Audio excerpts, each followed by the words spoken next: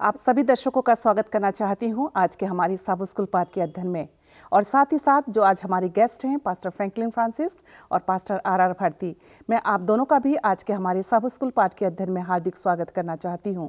और खुदावन बाप का धन्यवाद करना चाहती हूं कि पूरे साल उसने हमें बचा के रखा और इस सुंदर समय को देखने के लिए दिया है, ताकि हम सब मिलकर उसके नाम की स्तुति और आराधना एक साथ कर सकते हैं। आइए आज के हम साबो स्कूल पाठ के अध्ययन में आगे बढ़ने से पहले हम अपनी आंखों को बंद करेंगे और पास्टर आर भारती के साथ दुआ करेंगे। आइए दुआ करें। प्रभु परमेश्वर, इस दुनिया के सृष्टिकर्ता, हमारे मालिक, हम तेरे पास आते हैं, तेरा धन्यवाद देते हैं कि परमेश्वर हम इस ऑनलाइन मिनिस्ट्री के द्वारा तेरे वचन को बातचीत कर सकते हैं लोगों से। और परमेश्वर धन्यवाद देते हैं कि तूने हम तमाम को ये मौका दिया कि हम मिल कर के बैठ सकें और इस ऑनलाइन मिनिस्ट्री के द्वारा तेरे वचन को सीख सकें, समझ सकें और अपने जीवन में इस्तेमाल कर सकें। खुदामंद दुआ करते हैं कि तू पास्टर फ्रैंकलिन के, मिसेस फ्रैंकलिन के और परमेश्वर मेरे भी साथ हो कि हम तेरे वचन की सच्चाई को लोगों के सामने बता सकें। परमेश्वर हमारी टीम के साथ हो और हमें हर एक को आशीष दे और अपनी महिमा के लिए इस्तेमाल कर। मसीह यीशु के नाम में मांगते हैं, आमीन। जैसा कि हम सब जानते हैं कि हम 2020 के चौथे त्रिमास में हैं और ये त्रिमास हमारे इस साल का अंतिम त्रिमास है। और इस त्रिमास का आज हमारा पार्ट 13 है और ये सप्ताह, ये सबत भी आज हमारी इस साल का लास्ट सबत है। हम 13वें सबत में हैं और आज जिस विषय पे हम चर्चा करेंगे उसका शीर्षक है स्वर्ग में हमेशा के लिए सीखना। स्वर्ग में हमेशा के लिए सीखना। याद वचन के लिए आप मेरे साथ अपने बाइबल खोल सकते हैं, पहला कुरिन्थियों उसका 2 अध्याय और उसका 9वां पद, जहां इस प्रकार से लिखा है, परंतु जैसा लिखा है, जो बातें आंख ने नहीं देखी और कान ने नहीं सुनी और जो बातें मनुष्य के चित्त में नहीं चढ़ी, वे ही हैं जो परमेश्वर ने अपने प्रेम रखने वालों के लिए तैयार की है। परमेश्वर अपने पढ़े वचन पर आशीष दे। प्रिय दर्शकों, हम में से हर एक कोई मृत्यु से डरता है। एक स्वस्थ इंसान की बात कहें तो वो तो दूर की बात है, वो तो मृत्यु से बचना चाहता है। लेकिन अगर हम एक बीमार व्यक्ति की बात करें, वो भी मृत्यु को प्राप्त नहीं करना चाहता, वो भी डरता है उसकी कहीं मृत्यु ना हो जाए। लेकिन यह एक कड़वा सच है कि हम में से हर एक को एक न एक दिन मृत्यु का स्वाद चखना है। लेकिन हमारे सामने एक बहुत बड़ा सवाल है कि हमारे मृत्यु के बाद हमारे जीवन का होता क्या है। हमारे मृत्यु के बाद हमारे जीवन का होता क्या है। कोई भी ऐसा पुस्तक नहीं है, कोई भी ऐसा धर्मशास्त्र नहीं है जो इस विषय पे हमें बताएगा कि हमारी मृत्यु के बाद हमारे जीवन का क्या होता है। केवल बाइबल ही है जो हमें इस बात को बताती है कि हमारे मृत्यु के बाद हमारे जीवन का क्या होता है। आइए इस विषय को और भी अधिक जानने के लिए हमारे चर्चा में जो आज हमारे दर्शकों के साथ अपने विचारों को रखने के लिए जो हमारे गेस्ट हैं पास्टर आर भारती और पास्टर फ्रैंकलिन फ्रांसिस, उनके पास चलते हैं और रविवार के पाठ को ध्यान पे रखते हुए, जिसका शीर्षक है क्या होता है जब हम मर जाते हैं। क्या होता है जब हम मर जाते हैं। और पास्टर फ्रैंकलिन, मैं आपसे जानना चाहती हूँ कि आप अपने विचारों को आज हमारे दर्शकों तक पहुँचाइए कि क्या होता है जब हमारी मृत्यु हो जाती है। बहुत ही अच्छा प्रश्न है। और जब आप शनिवार के पाठ को हमारे साथ साझा कर रही थी और उसमें आपने ये भी बता दिया है कि मृत्यु से जो है वो हर एक व्यक्ति डरता है। कोई व्यक्ति जो है वो मरना नहीं चाहता है। यहाँ तक कि जो है जो व्यक्ति बीमार होता है या किसी बड़ी भयंकर बीमारी से ग्रसित होता है, वो भी जो है वो मरना नहीं चाहता है। और जैसा आपने कहा कि भाई एक दिन हर व्यक्ति को जो है वो मरना है। और हम यहाँ पर देखते हैं कि सवाल ये उठता है कि भाई हमारे मरने के बाद जो है वो हमारा क्या होता है। और एक साधारण से शब्दों में अगर हम कहें तो हम देखते हैं कि मरने के बाद जो है जो मिट्टी है वो मिट्टी में मिल जाती है। जो श्वास है जिसके द्वारा हम जीवित पाए जाते हैं, लोग हमें जीवित देख सकते हैं, जो परमेश्वर ने दिया है वो परमेश्वर के पास जो है वो लौट जाती है। और हम यहाँ पर देखते हैं कि इस पर बहुत सारे तर्क वितर्क है कि भाई मरने के बाद हमारा क्या होता है। और जैसे आपने ये भी बताया है कि भाई दुनिया की कोई ऐसी किताब नहीं है, कोई ऐसा धर्मशास्त्र नहीं है जो हमें और आपको ये बताए कि मरने के बाद हमारा क्या होता है। और उनको लगता है कि व्यक्ति मर गया और सब कुछ जो है वो समाप्त हो गया। पर हम जो मसीह लोग हैं, हम जो सेवेंथ एडवेंटिस्ट लोग हैं, हमारे पास एक बहुत अच्छा संदेश है। परमेश्वर का वचन हमारे पास है, और जैसे कि आपने बताया कि सिर्फ और सिर्फ बाइबल ही जो है हमें इस वर्तमान जीवन के बारे में और आने वाले भविष्य के जीवन के बारे में, और यहाँ तक कि जो है मृत्यु के बाद जो है वो हमारा क्या होगा उसके बारे में जो है वो बताती है। और इसलिए हमें सलाह दी जाती है कि हम निरंतर जो है वो क्या करें, बाइबल का जो है वो अध्ययन करते रहें। कई बार ऐसा होता है कि जब व्यक्ति जीवित होता है तो वो नाना प्रकार की बातों के चिंताओं से जो है वो ग्रसित होता है, परेशान होता है कि भाई मेरा क्या होगा, मेरे बच्चों का क्या होगा, मेरे परिवार का क्या होगा, शायद मेरी कलीसिया का क्या होगा, और जब मैं मर जाऊंगा तो उसके बाद इन लोगों का जो है वो क्या होगा। पर हम यहाँ पर देखते हैं कि हमारे मरने के बाद जो है जो हमारी जो सोच है वो वहीं पर ही क्या हो जाती है, वो समाप्त हो जाती है। पर अगर मैं और आप जो है सचमुच में परमेश्वर की इच्छा के अनुसार जीवन व्यतीत करते हैं तो हमारे पास जो है वो दो मृत्यु के बारे में बाइबल बताती है। पहली मृत्यु जो है एक स्वाभाविक मौत है, जो कि हम सबों को जो है वो मरना है। पर एक जो अनंत मृत्यु है जिससे कि मैं और आप अपने आप को बचा सकते हैं, जिसका उल्लेख जो है वो परमेश्वर के वचन में है। मैं एक आयत आपके साथ जो है वो पढ़ना चाहता हूं, यूहन्ना उसका 6वां अध्याय और उसका 54वां पद। यूहन्ना की पत्री उसका 6वां अध्याय और उसका 54वां पद। यहाँ लिखता है कि जो मेरा मांस खाता है और मेरा लहू पीता है, अनंत जीवन उसी का है, और मैं उसे अंतिम दिन फिर जिला उठाऊंगा। तो कहने का मतलब यह है कि अगर मैंने और आपने यीशु मसीह को ग्रहण कर लिया है, मैंने और आपने यीशु मसीह को पहन लिया है, तो मुझे और आपको जो है इस मृत्यु से जो है डरने की, घबराने की ज़रूरत नहीं, क्योंकि बाइबल के अनुसार ये मृत्यु जो है एक गहरी नींद के मानिंद है। पर मुझे और आपको जो है वो आने वाली वो जो भयानक मौत है, और उससे हमें और आपको डरने की ज़रूरत है। पर परमेश्वर का वचन वो बताता है कि अगर मैं और आप परमेश्वर पर विश्वास करते हैं तो वो जो क्रूस है जो हमें क्या करता है, एक नई ज़िंदगी देता है, एक नया जीवन जो है वो हमें देता है, और उसी में हम जो है वो चलते फिरते रह सकते हैं, उसी में जो है हम स्थिर जो है वो रह सकते हैं। और फिर मुझे और आपको जो है क्या करना है, इस स्वाभाविक मौत से जो है वो डरने घबराने की जो है वो ज़रूरत नहीं। तो मैडम ऐसा है कि आपके माध्यम से हम तमाम दर्शकों को ये बताना चाहते हैं, एक मसीह होने के नाते जो है हमें इस बात से बिल्कुल भी डरने की ज़रूरत नहीं है कि भाई मरने के बाद जो है वो हमारा क्या होगा। परमेश्वर का वचन कहता है कि अगर हमने एक अच्छा जीवन यापन किया, परमेश्वर के वचन के अनुसार जीवन यापन किया है, तो हमारे लिए एक और ज़िंदगी है, वो एक अनंत ज़िंदगी है जो हमें सिर्फ और सिर्फ प्रभु यीशु मसीह जो है वो दे सकता है। धन्यवाद करना चाहूँगी पास्टर फ्रैंकलिन आपके अच्छे विचारों के लिए। आज अपने विचारों के द्वारा आपने बताया कि क्या होता है जब हम मर जाते हैं। आइए हम सोमवार के पाठ पे चलेंगे, एक नया जीवन, जिसका शीर्षक है एक नया जीवन। और पास्टर भारती, मैं आपसे जानना चाहती हूँ कि स्वर्ग में जाने के लिए हमें किस प्रकार का कार्य करना चाहिए। ये मिसेस फ्रांसिस, आपने जो सवाल यहाँ पे पूछा है वो हर एक इंसान स्वर्ग में जाना चाहता है। जैसे कि हम इस दुनिया के बारे में देखते हैं कि इस दुनिया का कोई भी व्यक्ति, जैसे दो चीज़ों का जिक्र किया गया है, स्वर्ग और नरक, हर एक समाज में, हर एक विश्वास में। तो कोई भी व्यक्ति दुनिया का वो नरक में नहीं जाना चाहता, हर एक व्यक्ति स्वर्ग में जाना चाहता है। तो यहाँ आपने जो आज सवाल पूछा है हम तमाम के लिए, दुनिया के हर एक व्यक्ति के लिए, कि हमें स्वर्ग में जाने के लिए क्या करने की ज़रूरत है। तो हम मसीह होने के नाते यहाँ पर आपको बताना चाहते हैं और पढ़ना चाहते हैं। दूसरा पत्रस जो नए नियम की किताब है उसका 3रा अध्याय उसकी 10 आयत से लेकर के 13 आयत तक मैं पढ़ना चाहता हूँ। इस सवाल का जवाब देने के लिए लिखा है, परंतु प्रभु का दिन चोर के समान आ जाएगा।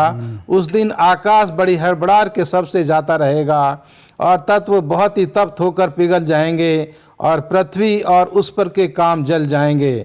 जबकि ये सब वस्तुएं इस रीति से पिघलने वाली हैं, तो तुम्हें पवित्र चाल चलन और भक्ति में कैसा मनुष्य होना चाहिए और परमेश्वर के इस दिन को बाट की रीति से जो होना चाहिए और उसके जल्द आने के लिए कैसा यत्न करना चाहिए, जिसके कारण आग से पिघल जाएंगे, आकाश आग से पिघल जाएंगे और आकाश के गण बहुत ही तप्त होकर गल जाएंगे।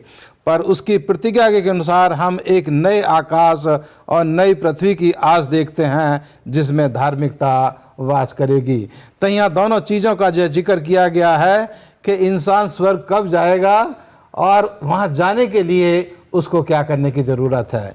मैं बहुत ही संक्षिप्त में यहाँ बताना चाहता हूँ, जैसे पास्टर फ्रैंकलिन ने भी उस चीज़ को थोड़ा सा यहाँ पर बताया कि इंसान को स्वर्ग में जाने के लिए क्या करने की ज़रूरत है। बहुत थोड़े से शब्दों में यहाँ हम मसीह लोग जो क्रिश्चियन लोग हैं, हम लोग ये विश्वास करते हैं कि हमें स्वर्ग में जाने के लिए सबसे पहले खुदामंद यीशु मसीह के ऊपर विश्वास लाने की ज़रूरत है, क्योंकि प्रेरितों की किताब उसके 4 अध्याय की 12 आयत में लिखा है कि ज़मीन और आसमान के नीचे केवल एक ही नाम है और वो नाम है यीशु मसीह का, जिसके द्वारा हम उद्धार पा सकते हैं।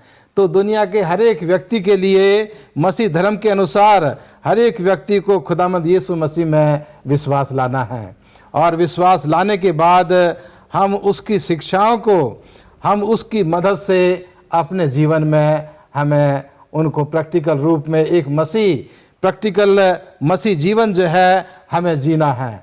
और उसके बाद परमेश्वर का, मसीह का फजल जो है वो हमारे जीवन में होगा। तब हम मरने के बाद जब खुदामंद यीशु मसीह आसमान पर के बादलों पर आएंगे तो जो लोग मसीह में मरे हैं वो जीवित होंगे, और जो जीवित होंगे वो इस शरीर को छोड़ करके, इस सांसारिक शरीर को छोड़ करके आत्मिक शरीर में बदल जाएंगे, और वो जो है परमेश्वर के साथ स्वर्ग में जाएंगे और हमेशा हमेशा उसके साथ रहेंगे।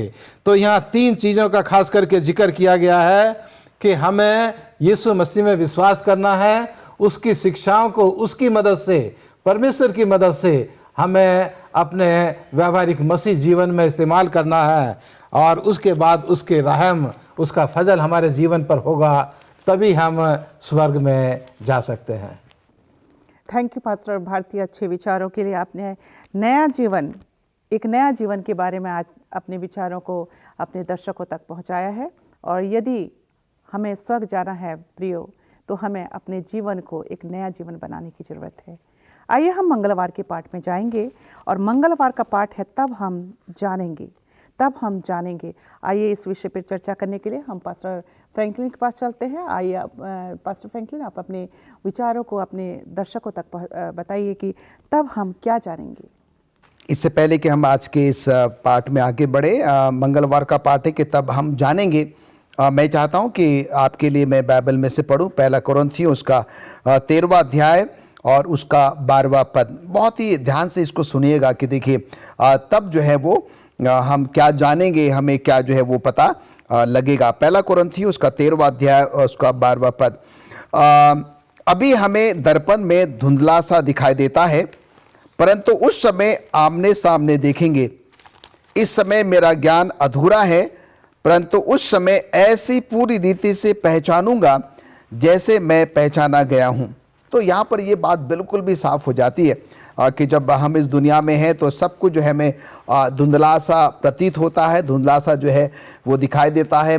बहुत सारे ऐसे सवाल हमारे दिल में जो है वो उमड़ते हैं दिन प्रतिदिन, क्षण प्रति क्षण जो है, जिसके शायद हमारे पास कोई ऐसे जवाब या उत्तर जो है वो नहीं हो सकते हैं। मिसेस एलिस, आपके माध्यम से हम तमाम हमारे जो दर्शकगण हैं, हम सब जो है आज सब स्कूल पाठ को जो है वो सुन रहे हैं। मैं चाहता हूं कि हम इस बात पर गौर करें कि जब हम स्वर्ग में जाएंगे तो हम वहाँ पर जब हम परमेश्वर के साथ होंगे, हम बिल्कुल आमने सामने होंगे, और वो फिर वो धुंधली सी जो तस्वीर है वो हमेशा हमेशा के लिए क्या हो जाएगी, वो घुमिल हो जाएगी, वो बिल्कुल भी जो है वो हट जाएगी। यहाँ पर मिसेस एलन जी वाइट का एक कोट मैं आपके सामने पढ़ना चाहता हूँ। देखिए मिसेस एलन जी वाइट जो कि हमारी भविष्यवक्तिनी है, प्रॉफिटेस है, वो क्या कहती है एजुकेशन पृष्ठ नंबर 301 में, स्वर्ग एक स्कूल है। इस स्कूल में हम परमेश्वर की बनाई हुई हर एक चीज का अध्ययन करेंगे, जिसमें सभी तारे और ग्रह शामिल होंगे। इस स्कूल में एक शिक्षक है जो कि परमेश्वर है। परमेश्वर ने अदन में इस स्कूल का हिस्सा स्थापित किया। जब परमेश्वर हमें बचा लेता है तो वो फिर से मनुष्य को शिक्षित करने के लिए अदन में स्कूल शुरू करेगा। एलन जी वाइट, एजुकेशन प्रेस 301। तो यहाँ पर हम देखते हैं कि मिसेस एलन जी वाइट भी ये बता रही कि जब हम स्वर्ग जाएंगे तो वहाँ की तस्वीर जो है वो क्या होगी। और अक्सर मैंने आपको बताया कि जब हम इस दुनिया में रहते कई ऐसे सवाल जो है हमारे जीवन में दिन प्रतिदिन जो है वो उठते हैं कि ये बीमारी जो है, ये आर्थिक परेशानियां हैं, सामाजिक परेशानियां हैं, व्यक्तिगत परेशानियां हैं, वो सारी चीज़ें जो है जो कि हमें दुख देती है, तकलीफ देती है, मुसीबत में डालती है, परेशानी में डालती है। ये ऐसा क्यों होता है? और कई बार आपने ये भी अनुभव किया होगा, जितना ज़्यादा हम जो है वो परमेश्वर के नज़दीक में जाने की कोशिश करते हैं उतनी ही ज़्यादा जो है वो ये इस प्रकार की जो परेशानियां हैं, दुख तकलीफ़ है, मुसीबतें, बीमारियां हैं, हमारे जीवन में आती जाती रहेंगी। और कई बार हमें और आपको जो है इस बात पर गौर करने की ज़रूरत है। और रोमियो की पत्र में ये लिखा हुआ है कि जो भी हमारे और आपके साथ घटता है उसमें हमारे लिए कोई ना कोई भलाई ही उत्पन्न होती है। गौर करिए, अगर ये दुख तकलीफ, मुसीबत, बीमारियां, परेशानियां जो है, आर्थिक संकट अगर हमारे और आपके जीवन में ना आए तो शायद हम प्रभु को याद नहीं करेंगे, शायद हम अपने घुटनों पर नहीं जाएंगे, शायद हम प्रभु से जो है वो प्रार्थना नहीं करेंगे। और इसलिए कई बार प्रभु जो है इन सारी बातों को जो क्या करता है वो अनुमति देता है। परमेश्वर कभी भी अपने बच्चों के जीवन में दुख तकलीफ, मुसीबत, बीमारियां, परेशानियां लाना बिल्कुल भी पसंद नहीं करता। एक संसारिक माता पिता होने के नाते जब हम ये पसंद नहीं करते हैं तो हमारा स्वर्गीय पिता, जिसने हमें और आपको अपने स्वरूप, अपने समानता में बनाया है, वो उसको कैसे पसंद कर सकता है? पर कई बार परमेश्वर इन सारी बातों की क्या करता है, अनुमति देता है, जिससे कि हमारे जीवन में क्या करे, एक बेदारी जो है वो आए। और परमेश्वर हमसे और आपसे ये वादा करता है कि अगर हम परमेश्वर की मर्जी के अनुसार जीवन यापन करेंगे, उसके साथ रहेंगे, तो वो हमें क्या करेगा, वो खुशी, वो आनंद, वो शांति, वो समाधान देगा। जबकि हम इन सब परिस्थितियों से घिरे भी होते हैं, तब भी जो है परमेश्वर का वचन कहता है कि मैं तुम्हें नहीं छोड़ूंगा, मैं तुम्हें जो है वो नहीं त्यागूंगा। और इस कोरोना महामारी के दौरान भी जो है कई हमारे ऐसे अजीज जो है दुनिया को से रुखसत हो गए, पर कई ऐसे भी हैं जो कि ऐसे तकलीफ में भी जो है परमेश्वर का धन्यवाद देते हैं कि परमेश्वर ने जो है उन्हें बचाया, उन्हें संभाला है और उन्हें जो है वो नया जीवन दिया है। और इसलिए यहाँ पर फिलिपियों 4:13 में कहता है कि मैं प्रभु जो कि मुझे सामर्थ्य देता है, मैं उसमें जो है वो सब कुछ कर सकता हूँ। तो इसलिए मिसेस एलिस, हम यहाँ पर देखते हैं कि तब हम सब कुछ जो है वो जानेंगे जब हम प्रभु परमेश्वर के पास जाएंगे, और वहाँ पर कुछ भी धुंधला नहीं होगा, तस्वीर पूरी जो है वो साफ रहेगी। थैंक यू पास्टर फ्रैंकलिन, आपके अच्छे विचारों के लिए। आपने बहुत ही अच्छे विचार हमारे दर्शकों तक पहुंचाया कि तब हम जानेंगे इस विषय पर। और सचमुच प्रियो, प्रभु यीशु मसीह का वादा है, उसका कोई भी वादा ना होगा अधूरा, हर एक वादा उसका होगा पूरा। आइए हम बुधवार के पाठ पे चलेंगे, और बुधवार के पाठ का शीर्षक है अगले जीवन में स्कूल। अगले जीवन में स्कूल। पास्टर भारती, हम उससे जानना चाहते हैं कि हम स्वर्ग में कैसा जीवन व्यतीत करेंगे, कैसा जीवन बिताएंगे। जैसा मिसेस फ्रांसिस आपने ये सवाल किया है कि स्वर्ग में हम कैसा जीवन बिताएंगे, ये समझना हम इन दुनिया के लोगों के लिए थोड़ा सा मुश्किल है, लेकिन हम अपनी कल्पना से सोच सकते हैं, और जो हमारी धार्मिक पुस्तकें हैं उनके द्वारा भी हम तो थोड़ा बहुत इसके बारे में जान सकते हैं। और ये बहुत ही ख़ास चीज़ है हम दुनिया के लोगों के लिए जानने के लिए कि स्वर्ग में हमारा जीवन कैसा होगा। एक ऐसी कल्पना हम कर सकते हैं कि स्वर्ग में एक ऐसा जीवन होगा जो खुशियों से भरा हुआ होगा, जहाँ किसी तरह का दुख और गम जो है वो नहीं होगा। क्योंकि यहाँ जो बाइबल है हमारी, उसके 21 अध्याय की 3री आयत में जो है ये साफ तरीके से यहाँ पर लिखा है कि वह उनकी आंखों से सब आंसू पोंछ डालेगा, और उसके बाद मौत ना रहेगी, ना शोक, ना विलाप, ना पीड़ा रहेगी, पहली बातें जाती रहीं। ये उस स्वर्ग का जिक्र किया गया है जो जिसकी कल्पना हम जो है वो कर सकते हैं। वहाँ ना मौत होगी, ना दुख होगा, ना दर्द होगा। इस दुनिया की जितनी भी बातें हम इस दुनिया में देख रहे हैं, वहाँ इस दुनिया की कोई भी बात हमें देखने के लिए नहीं मिलेगी, बल्कि वहाँ चारों तरफ जो है खुशी का माहौल होगा, वहाँ खुशी होगी। और जैसा प्रकाशित वाक्य की यहाँ 21 अध्याय मैंने पढ़ी, उसकी 22 आयत में मैं पढ़ना चाहता हूँ। लिखा कि मैंने उसमें कोई मंदिर ना देखा, क्योंकि सर्वशक्तिमान प्रभु परमेश्वर और मेमना उसका मंदिर है। उस नगर में सूर्य और चांद के उजियाले की आवश्यकता नहीं, क्योंकि परमेश्वर के तेज से उसमें उजियाला हो रहा है और मेमना उसका दीपक है। जाति जाति के लोग उसकी ज्योति में चल फिरेंगे और पृथ्वी के राजा अपने तेज का सामान उसमें लाएंगे। उसके फाटक दिन को कभी बंद ना होंगे और रात वहाँ ना होगी। लोग जाति जाति के तेज और वैभव का सामान उसमें लाएंगे, परंतु उसमें कोई अपवित्र वस्तु या घृणित काम करने वाला या झूठ का गढ़ने वाला किसी रीति से प्रवेश ना करेगा, पर केवल वे लोग जिनके नाम मेमने की जीवन की पुस्तक में लिखे हैं। तो ये स्वर्ग का जिक्र जो है थोड़ा सा यहाँ पर किया गया है कि वहाँ जो है तमाम वो लोग होंगे जिन्होंने खुदावंद यीशु मसीह को अपना मुक्तिदाता ग्रहण कर लिया है, और वो वहाँ बैठ कर के स्वर्ग में चारों तरफ के खुशी के माहौल को देखेंगे, प्रकृति को देखेंगे कि इस दुनिया की जो प्रकृति है उससे भी कहीं ज़्यादा खूबसूरत स्वर्ग की प्रकृति होगी। वहाँ जो है नदी बहती होगी, नदी के किनारे पर लहलहाते हुए पेड़ होंगे, पक्षी होंगे, और परमेश्वर के लोग परमेश्वर के साथ बैठ कर के उस स्कूल में वहाँ हमेशा जो उसके नाम के गीत और उसके भजन जो है वो गाते रहेंगे।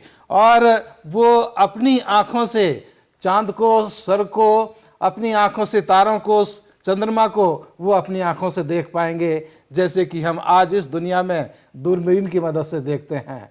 वहाँ आदमी जो है अपनी आँखों से जो है वो तमाम प्रकृति की चीज़ों को अपने पास जो है वो देखेगा, और वहाँ रोने की धुन या दुख की धुन जो है सुनाई नहीं देगी।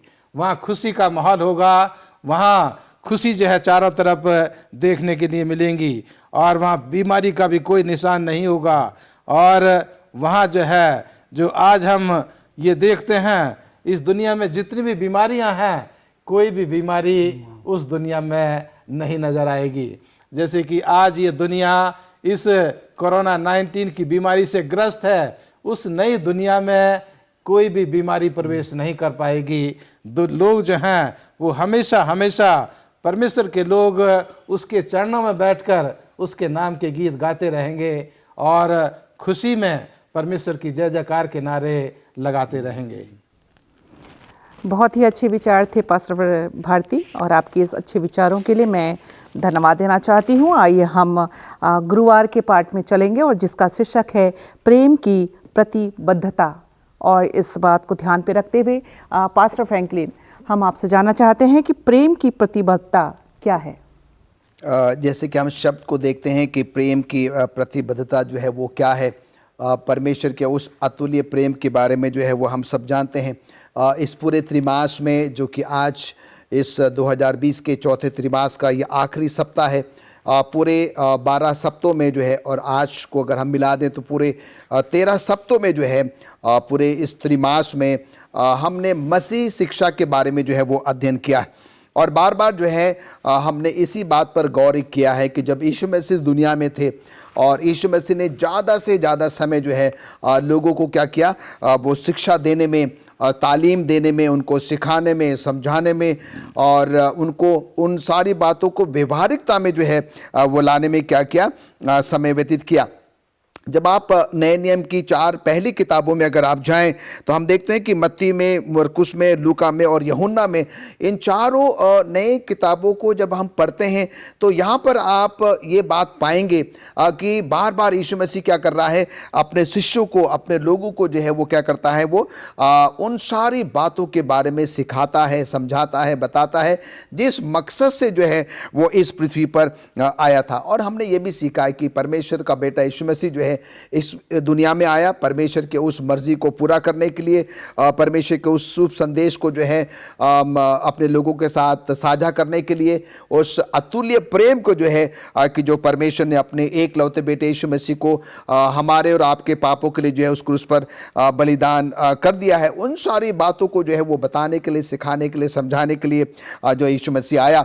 3.5 साल का जो यीशु मसीह का कार्यकाल था, हम यहाँ पर देखते हैं कि 3.5 साल की सेवकाई में यीशु मसीह ने ज़्यादातर समय जो है अपने लोगों को क्या क्या सिखाने में जो है वो व्यतीत किया। अब मिसेस एलन जी व्हाइट का एक कोट मेरे पास है, यहाँ लिखता है कि परमेश्वर और शैतान के बीच दुनिया भर में युद्ध हुआ, पाप और पापी अब नहीं है, सारा स्वर्ग स्वच्छ है, शांति और सद्भाव परमेश्वर की बनाई हुई को भर देते हैं, जीवन, प्रकाश और आनंद उसके द्वारा हर तरफ प्रभावित होता है, जिसमें सब कुछ बनाया गया, इसमें सूक्ष्म परमाणु और सबसे बड़ा ग्रह शामिल है, संपूर्ण आनंद और सौंदर्य में रहने वाली सभी सजीव और निर्जीव चीजें कहती हैं परमेश्वर प्रेम है। कहने का मतलब यहाँ पर ये जो प्रेम की प्रतिबद्धता जो है, प्रेम को उजागर करना, प्रेम को बताना, प्रेम के बारे में जो कहा गया है, यहाँ पर मिसेस एलन जी व्हाइट जो है उसके बारे में बयान कर रही है। और हम यहाँ पर भी देखते हैं कि हम जिस स्वर्ग के बारे में बात कर रहे हैं, जो अभी थोड़ा समय पास्टर भारती ने हमको बताया था, कितना ही रोमांचक होगा। आज तो पास्टर भारती हम पढ़ रहे हैं, पर आइए परमेश्वर हमें ऐसी तौफीक दे कि सचमुच में जो है हम क्या करें, वहाँ जा सकें। और आज जो हम उन सारी चीज़ों को एक धुंधलेपन में देख रहे हैं, या हम पढ़ रहे हैं, या हम सुनते हैं, और वो सब कुछ हमारे सामने होगा, वो कितना ही अच्छा नज़ारा होगा, मैं और आप जो है वो सिर्फ अभी कल्पना कर सकते हैं। पर परमेश्वर उसको जो है वो सही साबित करना चाहता है, उसको सही हमको जो है अपने आंखों से वो दिखाना चाहता है। और इसके लिए जो है परमेश्वर यही चाहता है कि हम क्या करें, अपने आप को जो है वो तैयार करें, हम जो है वो औरों को तैयार करें। तो मिसेस एलिस, आपके माध्यम से हम तमाम दर्शकों को और हम सबको जो है इस बात के लिए मैं अर्ज करना चाहता हूँ, निवेदन करना चाहता हूँ कि आइए हम अपने आप को तैयार करें, और वो तमाम जो सवालात हैं जो आज हमारे जहन में हैं, और वो सारी चीज़ें जिसके बारे में आज हम पढ़ रहे हैं, जो शायद अभी हम कल्पना कर सकते हैं, पर आइए जब हम स्वर्ग जाएंगे तो वो सब कुछ जो है बिल्कुल कांच की माने जो है बिल्कुल साफ साफ हम देख सकेंगे। परमेश्वर सामने होगा, यीशु मसीह सामने होगा, वो तमाम जो लोग हैं जिन्होंने कि परमेश्वर पर विश्वास किया है, वो सब के सब जो है वो वहाँ पर होंगे। तो आइए हम उस दिन के लिए जो अपने आप को तैयार करें। थैंक यू फास्टर फ्रैंकलिन, आपके अच्छे विचारों के लिए। आपने अपने विचारों को आज हमारे दर्शकों तक पहुंचाया। और आइए हम शुक्रवार के पाठ पे चलेंगे। शुक्रवार के पाठ को ध्यान पे रखते हुए पास्टर भारती, हम आपसे जानना चाहते हैं कि आप अपने विचारों को हमारे दर्शकों तक पहुंचाए कि स्वर्ग में कैसा माहौल होगा, या स्वर्ग का वातावरण कैसा होगा। जो हम इस दुनिया के लोग हैं, जैसे पास्टर फ्रैंकलिन ने बताया, केवल थोड़ी सी हम झलक जो है या थोड़ी सी कल्पना हम कर सकते हैं। पूरा इंसान का जो दिमाग है वो उसको नहीं समझ सकता है। लेकिन जैसे आपने यहाँ पर ये जानने की कोशिश की है, और हम तमाम दर्शकों के लिए भी, कि हमारा स्वर्ग का जो माहौल है, वातावरण है, वो कैसा होगा। यहाँ इसके लिए परमेश्वर का वचन जो है वो थोड़ा सा झलक हमें देता है। और मैं यहाँ पर यूहन्ना की किताब उसको 14 अध्याय की केवल 3 आयत पढ़ूँगा। 14 अध्याय यूहन्ना उसकी 3 आयत में लिखा है कि यदि मैं जाकर तुम्हारे लिए जगह तैयार करूँ तो फिर आकर तुम्हें अपने यहाँ ले जाऊँगा, कि जहाँ मैं रहूँ वहाँ तुम भी रहो। तो ये आयत हमें ये बताती है कि प्रभु यीशु मसीह ने जो है, जो स्वर्ग में रहता है और इस दुनिया का जीवन व्यतीत करने के बाद वो वापस स्वर्ग को चला गया, और ये वादा करके गया कि मैं जाकर के तुम्हारे लिए जगह तैयार करता हूँ। तो आज हमारा खुदावंद यीशु मसीह मेरे लिए और दुनिया के उन तमाम विश्वासियों के लिए स्वर्ग को जो है वो तैयार कर रहा है, कि जहाँ वो रहता है वहाँ हम भी रहें, हमारे लिए वो जगह तैयार कर रहा है। और परमेश्वर का वचन थोड़ी सी हमें कल्पना करके हमें ये बताता है कि वहाँ का माहौल जो है, वातावरण जो है वो कैसा होगा। जो इस दुनिया में हम देखते हैं, इस दुनिया से बिल्कुल वहाँ फ़र्क होगा। इस दुनिया की कोई भी चीज़ वहाँ नज़र नहीं आएगी। जो आज हम इस दुनिया में प्रदूषण देखते हैं, जो हम इस दुनिया में देखते हैं कितना धुआं है, वो वहाँ पर जो है नज़र नहीं आएगा। जो हम उत्पत्ति की किताब उसका पहला और दूसरे अध्याय में पाते हैं कि परमेश्वर ने इस दुनिया की सृष्टि की और उसी परमेश्वर ने स्वर्ग को भी जो है बनाया है। तो जो खूबसूरती आदम और हवा को परमेश्वर ने अदन की वाटिका में दी, उससे भी कहीं ज़्यादा खूबसूरत, उससे भी कहीं ज़्यादा अच्छा वातावरण परमेश्वर ने स्वर्ग में हमारे लिए रखा है। और यहाँ हम पाते हैं इस पहले उत्पत्ति के पहले और दूसरे अध्याय में कि वहाँ किस तरह का वातावरण था कि आदम और हवा बहुत शांति के साथ, बहुत ही खुशी के साथ उसमें रहते थे। लेकिन उससे भी कहीं ज़्यादा खुशी इंसान को, विश्वासी को जो स्वर्ग में जाएगा उसको वहाँ पर देखने के लिए मिलेगी। और वहाँ वो जो है देखेगा कि एक शेर के बच्चे के साथ एक मेमने का बच्चा खेल रहा है। कितनी खुशी होगी उसको देख करके जो उस स्वर्ग का वासी होगा। और यहाँ जो है मिसिज E.G. वाइट भी जो है वो हमें बताती हैं कि हमें इस दुनिया में रहते हुए हमें शेर से डर लगता है, लेकिन उस स्वर्ग का माहौल ऐसा होगा कि वो शेर जो है वो चारों तरफ हमारे घूमता हुआ होगा, लेकिन हमें उससे डरने की ज़रूरत नहीं होगी। और वहाँ शांति और सद्भाव का मेल होगा। वहाँ जो है जो पेड़ वहाँ पर होंगे वो बहुत खूबसूरत और बहुत अच्छे पेड़ होंगे। और नदियों का पानी जो है वो बहुत ही स्वच्छ और नीला पानी होगा। उस नगर की, उस शहर की जो है वो बहुत ही अच्छी खूबसूरती वहाँ पर होगी। और वहाँ जो है जो लोग रहने वाले होंगे वो सफ़ेद कपड़े पहन करके खुदावंद यीशु मसीह के गाने जो है वो गाते हुए होंगे। और वो स्वर्ग जो है वो ऐसा सुंदर स्थान होगा जहाँ पर इस दुनिया का हर एक व्यक्ति जो है वो जाने की उम्मीद कर सकता है। और इसलिए वो एक ऐसा वास्तविक स्थान है, वो एक काल्पनिक स्थान नहीं है। स्वर्ग जो है एक वास्तविक स्थान है जो खुदावंद यीशु मसीह अपने हाथों से वो मेरे और आपके लिए तैयार कर रहा है। और वहाँ जा कर के हम किसी भी तरह का कोई भी दुख या कोई भी परेशानी वहाँ हम नहीं महसूस करेंगे, बल्कि परमेश्वर के चरणों में बैठ कर के हम उसके नाम के गीत गाते रहेंगे। मैं इस दुनिया में रहते हुए उस नए स्वर्ग में, उस माहौल में मैं जाने की उम्मीद करता हूँ।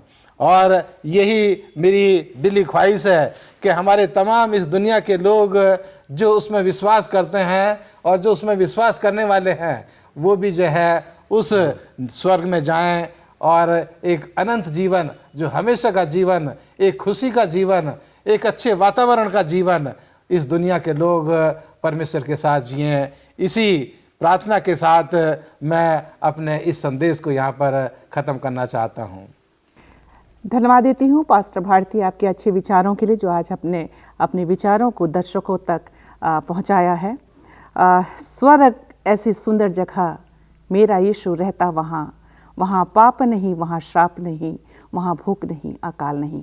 प्रिय दर्शकों, स्वर्ग एक ऐसी जगह है जहाँ हमारा यीशु मसीह रहता है और हम उस स्वर्ग में जाने के लिए हमें अपने आप को इस दुनिया पे रहते हुए तैयार करना है। हमारा अच्छा जीवन, हमारा अच्छा व्यवहार हमारे स्वर्ग में जाने के लिए एक पासपोर्ट है, स्वर्ग में जाने के लिए एक वीज़ा है। इसलिए जब हम इस दुनिया पे रहते हैं हम ऐसे काम करें, हमारा उजियाला मनुष्य तक पहुँचे, ताकि हमारे भले कामों को देखकर लोग हमारे पिता की बड़ाई करें और हमें स्वर्ग राज में स्थान मिले। हम कह सकें कि स्वर्ग देश में मैं जा रहा हूँ मुक्ति की नाव में बैठकर। उम्मीद करती हूँ कि आज का जो हमारा साबो स्कूल पाठ का अध्ययन है आप सभी दर्शकों के लिए आशीष का कारण रहा होगा। और सभी दर्शकों को एक बार फिर से धन्यवाद करना चाहती हूँ। पूरे त्रिमास में आपने हमारे इस साबो स्कूल पाठ का अध्ययन में शामिल हुए और इस साबो स्कूल पाठ के अध्ययन के द्वारा आप आशीषित हुए। खुदा बाप हम सबको आशीष दे। और इससे पहले कि हम आज के साबो स्कूल पाठ का अध्ययन को ख़त्म करें, मैं हमारे जो गेस्ट हैं पास्टर आर भारती और पास्टर फ्रैंकलिन फ्रांसिस, मैं आप दोनों को तहे दिल से धन्यवाद करती हूँ। प्रभु आपको आशीष और बरकत दे। आइए हम अपने साबो स्कूल पाठ के अध्ययन को ख़त्म करें, अपनी आँखों को बंद करें और पास्टर फ्रैंकलिन फ्रांसिस के साथ दुआ करें। आइए प्रार्थना करें। आसमान और ज़मीन को बनाने वाले स्वर्गीय पिता परमेश्वर, बड़ी ही संजीदगी के साथ हम आपकी उपस्थिति में आते हैं। धन्यवाद देते हैं आज के सब स्कूल पाठ के अध्ययन में आपने अपनी उपस्थिति को महसूस कराया। धन्यवाद देते हैं पूरे त्रिमास पर प्रभु आपने हमारी मदद करी और आपके सब स्कूल पाठ को समझने में आपने हमारी मदद और अगुवाई करी। और पूरे त्रिमास में प्रभु हमने मसीह शिक्षा के बारे में सीखा है। आपसे प्रार्थना करते हैं प्रभु कि जो कुछ भी हमने सीखा है हम उसको अपने जीवन में उतारने वाले बन सकें। प्रभु हम जानते हैं कि जब तक हम इस दुनिया में रहेंगे दुख, तकलीफ, मुसीबत, बीमारियां, परेशानियां हमारे जीवन में आती जाती रहेंगी, पर आपने सब स्कूल पाठ के अध्ययन से प्रभु हमें ये दिलासा दी है कि आप हम सबको स्वर्ग में देखना चाहते हैं प्रभु, पर इसके लिए हमें व्यक्तिगत रूप से काम करना होगा। अगर हम स्वर्ग जाते हैं तो वहाँ पर कोई दुख, कोई तकलीफ, कोई मुसीबत, कोई बीमारी, कुछ भी प्रभु वहाँ पर नहीं होगा जो हम इस संसार में रहकर अनुभव करते हैं। आपसे निवेदन करते हैं प्रभु कि आप हम सबों को ऐसी तौफीक दे कि हम सचमुच में अपने आप को उस स्वर्गीय घर के लिए तैयार कर सकें। एक बार फिर से धन्यवाद देते हैं। पूरे त्रिमास भर प्रभु आपने हमारी मदद करी कि हम इस पूरे त्रिमास में आपके सब स्कूल पाठ का अध्ययन कर पाएँ। हमारे श्रोताओं के लिए प्रभु धन्यवाद देते हैं, हमारे टीचर्स के लिए और हमारे कोऑर्डिनेटर्स के लिए, हमारे टेक्नीशियंस के लिए भी प्रभु आपका धन्यवाद देते हैं जो कि आपने हम सबों के लिए इंतज़ाम किया। धन्यवाद के साथ प्रभु इस प्रार्थना को आपके बेटे यीशु मसीह के नाम से मांगते हैं, आमीन। आमीन।